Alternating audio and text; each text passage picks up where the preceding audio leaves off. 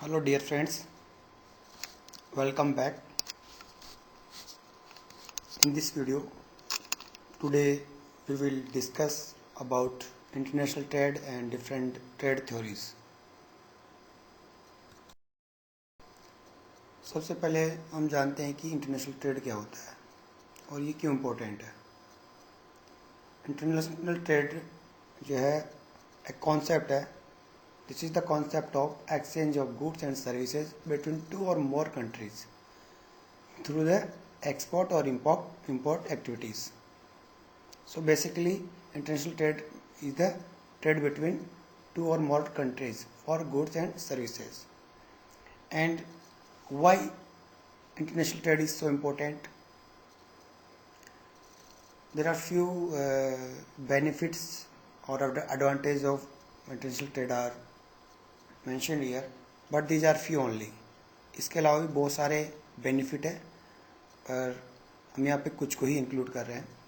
सबसे ज़्यादा important international trade ये है कि यहाँ पे दो देशों के जो प्रोड्यूसर है, जो कंज्यूमर है, उनको एक अपॉर्चुनिटी होती है एक दूसरे से इंटरेक्ट करने का, एक दूसरे की गुड्स और सर्विसेज को कंज्यूम करने का.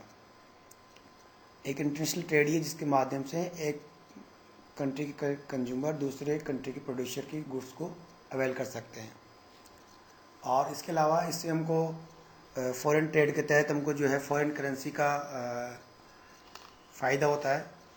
यूँ कहे कि we can gain the foreign currency through international trade which support our economy and reduction in domestic monopoly. When we promote international trade or we allow international trade in our economy, so our customer will get the benefit of domestic reduction in domestic monopoly. जो हमारे देश के जो बहुत सारे producer है, seller है, वो मोनोपोली नहीं करेंगे क्योंकि तब जो है उनके पास जो है कंपटीशन करने के लिए फॉरेन ट्रेडर्स, फॉरेन फर्म्स जो भी वो भी यहाँ पे एंट्री कर जाएंगी और there is a large number of sellers which leads to the perfect competitive market and reduce the domestic monopoly. And international trade also important due to prevention of undue fall of prices during our production. जैसे आप सब जानते हैं कि एक particular period में जो है हमारे पास जो है ओवर प्रोडक्शन ऑफ कमोडिटी हो जाता है, तो उस कंडीशन में जो है कमोडिटीज़ की प्राइसेस जो है बहुत ज़्यादा न गिरे तो क्या करते हैं कि जो हमारे पास ओवर प्रोडक्शन होता है जिसको हम सरप्लस प्रोडक्शन बोलते हैं, उसको हम फॉरेन कंट्रीज़ में एक्सपोर्ट कर सकते हैं. तो जो हमारी कंट्रीज़ में ओवर प्रोडक्शन की वजह से प्राइसेस डाउन होने वाले थे वो डाउन नहीं होंगे. सो इस तरह से बैलेंस हो जाता है. और इन competitive prices of goods, yes, the consumer of a particular economy or we can say global economy will get competitive prices because there are large number of sellers due to international trade, due to global trade. And another important benefit is supply of goods during natural calamities. Yes dear friends, when we when we allow international trade, there is a chance, there is a facility of supply of goods during natural calamities. Suppose date हम किसी भी countries में कोई natural calamities हो गई, बाढ़, भूकंप, अकाल, फेमिन या कोई किसी तरह की पैंडेमिक लाइक कोविड-19, इस तरह की जब कोई नेचुरल कैलेमिटीज इमरजेंसी की सिचुएशन बनती है तो जो इमरजेंसी की गुड्स है, जो हमारी ज़रूरत की चीज़ें हैं, वो हम दूसरे देश से सप्लाई मंगा सकते हैं. तो वहाँ पे भी ये इंटरनेशनल ट्रेड आपको हेल्प करता है. इसके अलावा इंटरनेशनल ट्रेड के बेनिफिट में ये भी इम्पोर्टेंट है कि इंटरनेशनल ट्रेड से दो देशों के बीच में संबंध मजबूत होते हैं और अच्छे होते हैं, जो कि किसी भी इकोनॉमी ग्रो करने में एक इनडायरेक्ट और इम्पोर्टेंट रोल प्ले करते हैं. इसके अलावा बहुत सारे एम्प्लॉयमेंट क्रिएशन होता है इंटरनेशनल ट्रेड से, और जो वेस्टेज ऑफ मटेरियल है कहीं ना कहीं वो भी इनडायरेक्ट में उसका भी रिडक्शन होता है, और बहुत सारी चीज़ें आपको इंटरनेशनल ट्रेड से मिलता है। So these are the basic benefit. आपको कुछ नेगेटिव पॉइंट्स भी है इंटरनेशनल ट्रेड के, कि जैसे कि इसमें और exploitation of particular countries natural resources, जैसे किसी पर्टिकुलर कंट्रीज़ के नेचुरल रिसोर्सेज को डेवलप्ड कंट्रीज़ जो है ओवर एक्सप्लॉयट कर सकता है। बहुत सारी चीज़ें इसमें नेगेटिव जाती है। कुछ कल्चरल डिस्टर्बेंस भी इसकी वजह से होता है। There are so many points, but we will discuss only advantage of international trade.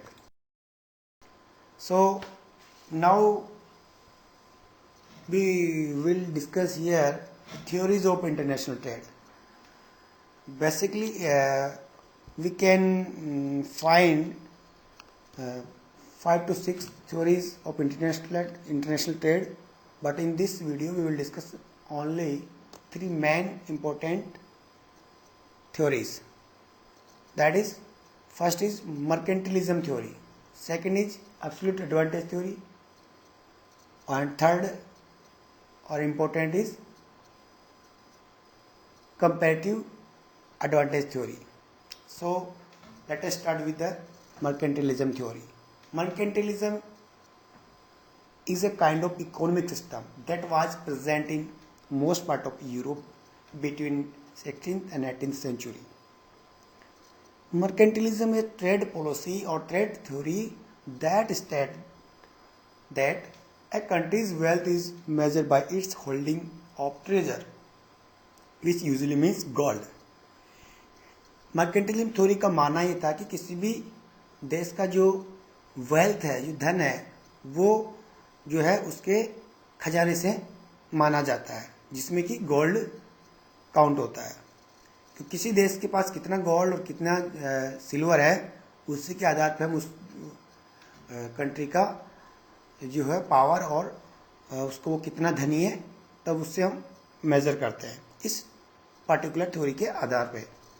Mercantilist theory proposed that a particular country should try to achieve a favourable balance of trade by exports more than its imports to receive a influx of gold and silver. Mercantilist जो economist है, जो लोग हैं, वो ऐसा मानते हैं कि किसी भी कंट्री को जो है हमेशा जो है फेवरेबल बैलेंस ऑफ ट्रेड के लिए कोशिश करना चाहिए। और फेवरेबल बैलेंस ऑफ ट्रेड कैसे आएगा? जब वो ज़्यादा से ज़्यादा इंपोर्ट करेंगे या वो इंपोर्ट से ज़्यादा एक्सपोर्ट करेंगे।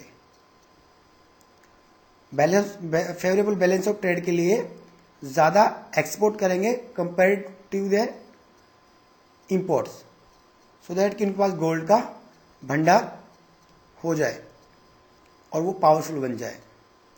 Mercantilist theory also suggest that government should restricted imports and subsidise production for export. ये थ्योरी ये बोलती है कि गवर्नमेंट को ऐसा करना चाहिए कि इंपोर्ट पे जो है बहुत सारे रेस्ट्रिक्शंस लगा देना चाहिए, उसको जो है पेनलाइज करना चाहिए, जबकि एक्सपोर्ट को सब्सिडाइज करना चाहिए। सब्सिडी देके लोगों जो है ज़्यादा से ज़्यादा गुड्स का एक्सपोर्ट करना चाहिए, सो दैट कि हम ज़्यादा गोल्ड अचीव कर सकें एंड पावरफुल बन सके। This type of thinking was prevalent in mercantilism theory.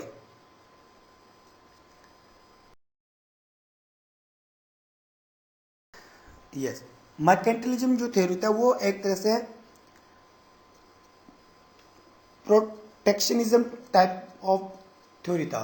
वो हमेशा गवर्नमेंट इंटरवेंशन का फेवर करता था कि इंटरनेशनल ट्रेड में गवर्नमेंट का इंटरवेंशन होना चाहिए, गवर्नमेंट का कंट्रोल होना चाहिए। लेकिन उसके अगेंस्ट में जो है फ्री ट्रेड थ्योरी जो है प्रचलन में आया कि भाई गवर्नमेंट का कोई इम्पोज नहीं होना चाहिए, कोई टैरिफ, कोई इंटरवेंशन गवर्नमेंट का नहीं होना चाहिए। इंटरनेशनल ट्रेड जो है demand and supply of goods and services के आधार पे फ्लो होना चाहिए। ये फ्री ट्रेड थ्योरी जो है एक्सेप्ट करता है और एडवोकेट करता है। Free trade is a trade policy under which government impose absolutely no tariffs, taxes, duties and quotas. वो कुछ भी इम्पोज नहीं करता है. In other words, free trade is total absence of government policies restricting the imports and export of goods and services between different countries. Free trade theory जो है just opposite of mercantilism theory भी हम कह सकते हैं. उसके opposite ये काम करता है. उसमें वो थ्योरी खुद एडवोकेट करता है कि गवर्नमेंट को रेस्ट्रिक्ट करना चाहिए, जबकि यहाँ पे ये थ्योरी बोलता है कि गवर्नमेंट का कोई इसमें लेना देना नहीं होता है. और फ्री ट्रेड को सपोर्ट करने वाली कौन कौन सी पॉलिसीज है, वो है absolute advantage theory and comparative advantage theory. Both theory क्या बोलता है कि nation should be neither artificially limit imports nor promote export. कोई भी कंट्री जो है न तो इंपोर्ट को रोकना चाहिए न एक्सपोर्ट को प्रमोट करना चाहिए. मतलब जो इंटरनेशनल ट्रेड है उसको मार्केट के फोर्सेस के हाल पे छोड़ देना चाहिए. और मार्केट के फोर्स क्या होता है? Demand and supply of goods and services. वो जैसे रन करता है फ्रीली उसको रन करने देना चाहिए. ये फ्री ट्रेड थ्योरी बोलता है. एब्सोल्यूट एडवांटेज थ्योरी को सेपरेटली डिस्कस करेंगे. ये क्या होता है? एब्सोल्यूट एडवांटेज थ्योरी जो है फॉलो करता है फ्री ट्रेड थ्योरी को. उसी के कंटिन्यूशन में 1776 में इन 1776 Adam Smith was offer a new trade theory called absolute advantage theory which focused on the ability of a country to produce a good more efficiently than other. और ये theory में उसने क्या बुलाया कि he stated that international trade should be flow naturally according to market forces. जो free trade theory में बोला गया, क्योंकि ये भी उसी का सपोर्टिव थ्योरी है. तो ये बोल रहा है कि जो है मार्केट इंटरनेशनल ट्रेड जो है वो मार्केट फोर्सेस के आधार पर चलना चाहिए, नेचुरली चलना चाहिए, फ्रीली चलना चाहिए, उसमें किसी तरह का इंटरफेरेंस नहीं होना चाहिए. और इन्होंने ये भी बताया कि his theory stated that a nations wealth should not be जज by how much gold and silver it had but rather than by its living standard of its people. उन्होंने कहा कि किसी देश का वेल्थ जो है इस बात से जज नहीं करना चाहिए कि वो देश कितना धनी है. इस बात से जज नहीं करना चाहिए कि उसके पास कितना गोल्ड और कितना सिल्वर है, बल्कि इस बात से जज करना चाहिए कि वहाँ के लोगों का लिविंग स्टैंडर्ड कितना अच्छा है.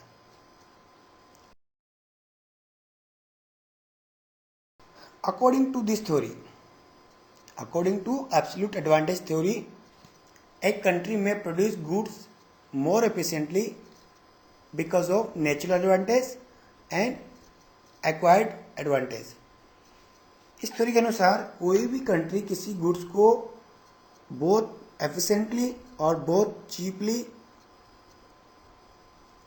तभी पैदा कर सकता है जब उसको दो प्रकार का एडवांटेज मिलता हो. एक तो नेचुरल एडवांटेज जो कि प्रकृति ने उसको दिया है कि भाई वहाँ पे रॉ मटेरियल इजीली और सस्ता मिल रहा हो, वहाँ पे लेबर फोर्स आसानी से और सस्ती मिल रही हो, ये नेचर दिया है. जैसे इंडिया है, इंडिया में लेबर जो है आसानी से और इजीली वो सस्ती मिलती है कंपेरेटिव टू अमेरिका.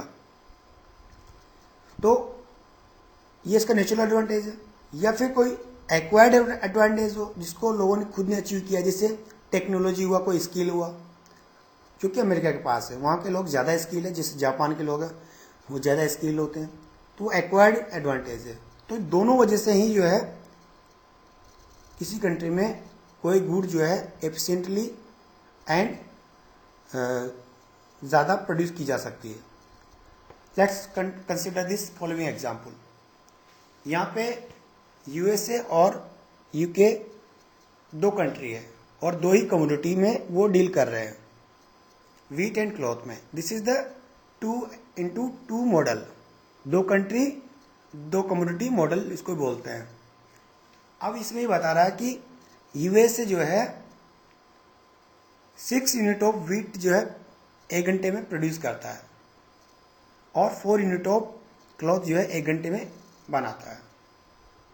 उसी प्रकार से यूके जो है 1 यूनिट ऑफ व्हीट प्रोड्यूस करता है 1 घंटे में और 5 यूनिट ऑफ क्लॉथ वो प्रोड्यूस करता है 1 घंटे में। ये इनका डेटा है। अब इसमें इस थ्योरी के हिसाब से ये डिसाइड करेंगे कि कौन सी कंट्री को क्या प्रोड्यूस करना चाहिए, क्योंकि एब्सोल्यूट एडवांटेज थ्योरी ये बताता है कि किसी भी कंट्री को उन गुड्स को प्रोड्यूस करना चाहिए जिसमें उसको एब्सोल्यूट एडवांटेज प्राप्त हो, जिन गुड्स में उनको नेचुरल एडवांटेज मिला हो या एक्वायर्ड एडवांटेज मिला हो, उन्हीं गुड्स को प्रोड्यूस करना चाहिए। तो यहाँ पे आप देख रहे होंगे कि यूएसए जो है, अब यूएसए क्या कर सकता है, यूएसए या तो 6 यूनिट प्रोड्यूस कर सकता है व्हीट का या 4 यूनिट ऑफ क्लॉथ प्रोड्यूस कर सकता है। यूके क्या कर सकता है, या तो 1 यूनिट व्हीट का प्रोड्यूस करे या वो 5 यूनिट ऑफ क्लॉथ का प्रोड्यूस करे, दोनों तो कर नहीं सकते।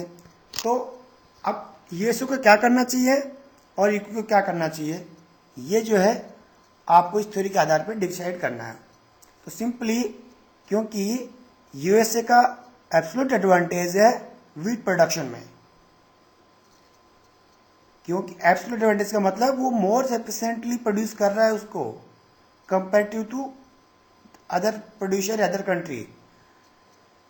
1 घंटे में 6 यूनिट ऑफ व्हीट प्रोड्यूस कर रहा है, जबकि यूके 1 घंटे में सिर्फ 1 यूनिट प्रोड्यूस कर रहा है। मतलब यूके के कंपेरेटिव में इसको एब्सोल्यूट एडवांटेज है यूएसए को इन केस ऑफ व्हीट। और in case of cloth UK have the absolute advantage because it produce 5 unit of cloth in 1 hour. So according to this story, USA should produce wheat and UK should produce cloth, and both are exchange the commodities.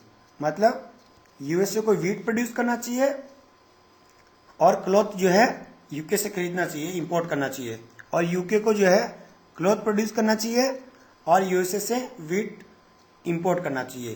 तो इस तरह दोनों में trade होगा, जिसको हम international trade बोलते हैं।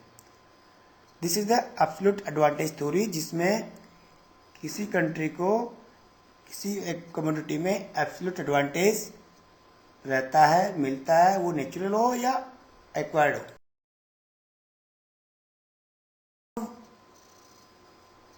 We will talk about comparative advantage theory.